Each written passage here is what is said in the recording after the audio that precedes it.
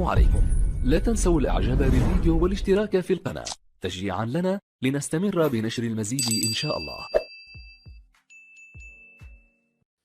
السلام عليكم ورحمة الله تعالى وبركاته.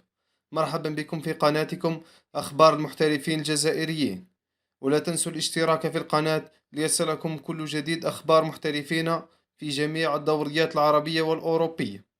والآن مع وصف الفيديو، حيث يقود الرباعي الجزائري يوسف عطال، هشام بوداوي، بلال إبراهيمي وأندي ديلور فريقهم نادي نيس في مواجهة صعبة جدا ضد نادي تولوز صاحب المركز الثاني في ترتيب الدوري الفرنسي.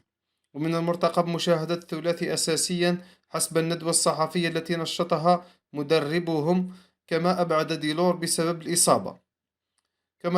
كما تعول أيضا الجماهير على عطال لقيادة نيس إلى بر الأمان والصعود تدريجيا في ترتيب الدوري، وبالتوفيق إن شاء الله لرفقاء عطال والبقية. أما بالنسبة لتوقيت المباراة، فستلعب المباراة على الساعة 5 بتوقيت الجزائر، تونس والمغرب، وعلى الساعة 7 بتوقيت مكة المكرمة، وستنقل المباراة على قناة بي إن سبورت 2. وفي الأخير الرجاء الاشتراك في القناة ليصلكم كل جديد.